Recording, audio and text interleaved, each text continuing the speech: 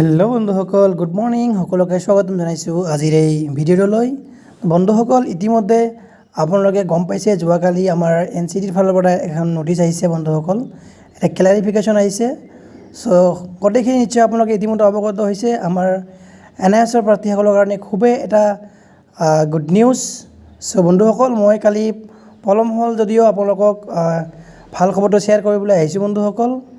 যিহেতু ইমান দিনে সুখে দুখে আপোনালোকৰ সহগত মই NISৰ পক্ষত আছিলোঁ, ভিডিঅ' লৈ আহিছিলোঁ বহুত।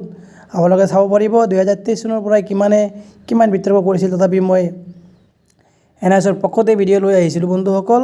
চাওক, যোৱাকালি মই হস্পিটেলত থকাৰ কাৰণে ভিডিঅ' দিব পৰা নাছিলোঁ, তাৰ বাবে মই দুখিত। আজি আমাৰ এই সুখৰ ক্ষণত মই আপোনালোকৰ সৈতে আকৌ এবাৰ আহিছোঁ বন্ধুসকল, ভিডিঅ'টো লৈ আপোনালোকে চাব। ইয়াত ইম্পৰ্টেঞ্চ পইণ্ট হ'ব, মই আপোনালোকক দেখাই আছোঁ ক'ত কি কৈছে বন্ধুসকল, সবিশেষ আপোনালোকক মই দেখাই আছোঁ।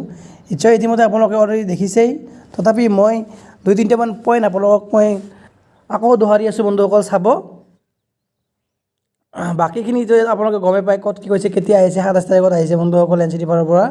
চ' এইটো এটা ক্লেৰিফিকেশ্যন হয় বন্ধুসকল, NCTৰ ৰুলছ ৰেগুলেশ্যন ইয়াৰ আগতো এনেকৈ আহিছিল। আৰু আটাইতকৈ ডাঙৰ কথা মই আপোনালোকক কৈ দিওঁ, বহুতেই ইয়াত এতিয়াও ডিম'ট কৰি আছে, কিন্তু আপোনালোকে চাব পাৰিব ইয়াৰ আগত যেতিয়া B.Edৰ যেতিয়া এনেকুৱা এটা নটিচ আহিছিল প্ৰাইমাৰী ক্ষেত্ৰত, তেতিয়াই কিন্তু প্ৰাইমাৰী লেভেলৰ পৰা B.Edক বঞ্চিত কৰা হৈছে বন্ধুসকল। আৰু এইটো এনেকুৱা নটিফিকেশ্যন আহিছে এতিয়া প্ৰাইমাৰীত, আৰু নিউজৰ প্ৰাৰ্থীসকলক, NSDLৰ প্ৰাৰ্থীসকলক কোনেও ইয়াত ৰখাব নোৱাৰে বন্ধুসকল। খুবেই এটা good news.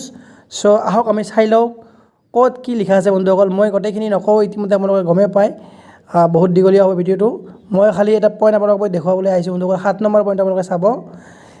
The ministry of education issued a letter dated 16/12/2020 to the chairperson NCT advising to issue a clarification to all state and UTS that those candidates who have completed the DLED course of NIOS ODL mode may be given an opportunity to apply for fresh recruitment. চাওক বন্ধুসকল, খুবেই এটা good news, খুবেই এটা good news, যিটোলৈ আমি বহুতে confusion আছিলোঁ। আমাৰ যি সুপ্ৰিম কোৰ্টৰ যি জাজমেণ্ট আহিছিল, তাত কিন্তু ফ্ৰেছ ৰিক্ৰুটমেণ্টত পাৰিব বুলি কোৱা নাছিল, কিন্তু আজি NISৰ পক্ষত NCTয়ে ইয়াত স্পষ্টকৈ কৈছে, যিসকলে NISৰ পৰা DLED কৰিছিল ODL মডত, তেখেতসকলক দিব পাৰিব বুলি কৈছে ফ্ৰেছ ৰিক্ৰুটমেণ্টত at par with the other DLED। ঠিক হৈছে, আদাৰ DLEDসমূহ যেনেকৈ পাৰে তেনেকৈ NISৰ DLEDসমূহক দিব পাৰিব বুলি কৈছে বন্ধুসকল। Candidates subject to be adherence to all the other criteria and the qualification requirements such as passing of TET etc as per the NCTE. চ' বন্ধুসকল, গোটেইখিনি আপোনালোকে গমেই পালে কি কি আছিল সবিশেষ। এইটো এটা গুৰুত্বপূৰ্ণ নটিচ হৈছে, এইটোৱে ক'বলগীয়া, আৰু এইটোৱে হ'ল মেইন।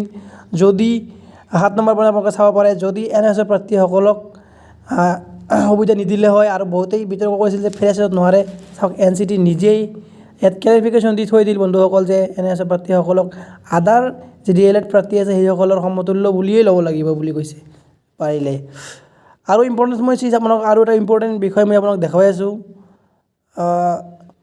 আৰু ইয়াত গোটেইখিনি সুপ্ৰিম কোৰ্টৰ যি ভাৰ্ডিক্ট আহিছিল, নতুনকৈ যি অৰ্ডাৰ আহিছিল আমাৰ 2024 ডিচেম্বৰৰ 10 তাৰিখে আহিছিল, আৰু সেই গোটেইখিনি ইয়াত দিয়া আছে। ইয়াত দেখা চাওক 13 নম্বৰত, a copy of order dated 10/12/2024 pass by the honourable apex court is hereby circulated for necessary compliance. So this issue with approval of the competent authority. So ইয়াত 14 নম্বৰটো খুব গুৰুত্বপূৰ্ণ কথা কৈছে বন্ধুসকল। এইটো গোটেইখিনি আপোনালোকে পঢ়ি চাই যে গোটেইখিনি ইয়াৰ 21ৰ NCTৰ যি ৰুলছ ৰেগুলেশ্যন, যি নৰ্মছ, গোটেইখিনি দিয়া আছিল, আৰু লগতে তলত সুপ্ৰিম কোৰ্টৰ যি জাজমেণ্ট আছে গোটেইখিনি ইয়াত সংলগ্ন কৰি দিয়া আছে বন্ধুসকল। আটাইতকৈ ডাঙৰ বিষয়টো হৈছে ইয়াত চাব 14 নম্বৰটো, this issues with approval of the competent authority. খুবেই ডাঙৰ এটা বিষয় বন্ধুসকল, চিন্তাৰ কোনো কাৰণ নাই এতিয়াৰে পৰা চাব। আৰু প্ৰতিখন ষ্টেট আৰু ইউনিয়ন টেৰিটৰীত বন্ধুসকল ইয়াৰে এখন নটিচ বা মেইল শিক্ষা সচিবলৈ প্ৰেৰণ কৰিছে। তো টেনশ্যন নাই বন্ধুসকল, চিন্তা কৰিব নালাগে, আৰু অপেক্ষা কৰক। NISৰ যিমান প্ৰাৰ্থী আছে আপোনালোকে কোনো মানসিকভাৱে এতিয়া চিন্তা কৰাৰ কাৰণে কোনো কাৰণে বিন্দাছ থাকক। ভগৱানে সকলোৰে ভালে কৰিব তাৰে কামনা কৰিছোঁ বন্ধুসকল। বেছি ৰেকৰ্ড নকৰোঁ, বাকীখিনি সুপ্ৰিম কোৰ্টৰ আগত যিখিনি ৱাৰ্ড আছিল গোটেইখিনি ইয়াত সংলগ্ন কৰি দিয়া আছে বন্ধুসকল। চ' ভিডিঅ'টো বহুত দীঘল হৈ যাব, আশা কৰোঁ সকলোৱে এটা চাকৰি লাভ কৰক। ইয়াত চাওক the list of secretary of all state and duty গোটেইখিনি দিয়া আছে। আমাৰ অসমত 4 নম্বৰত আছে sub school education secretary government of Assam, Janata Bhawan, GS road, Dispur, Guwahati, Assam গোটেইখিনি দিয়া আছে বন্ধুসকল। ইয়াত আমাৰ অসমতো 4 নম্বৰত আছে বন্ধুসকল গোটেইখিনি। চ' যিসকলে ভাবিছিল আমাৰ NISৰ প্ৰাৰ্থীসকলক DW সুবিধা নিদিব, চাওক এতিয়া আৰু সুবিধা দিয়াৰ বাহিৰে একো চান্স নাথাকিব বন্ধুসকল। চ' বন্ধুসকল লগ পাম পৰৱৰ্তী ভিডিঅ'ত। জয় অসম। যদি আপোনালোকে এনেকুৱা ইনফৰ্মেটিভ ভিডিঅ'সমূহ লাভ কৰিব খোজে আমাৰ এই চেনেলটো ছাবস্ক্ৰাইব কৰক আৰু বেল আইকনখন দাবাই ৰাখিব বন্ধুসকল। জয় অসম।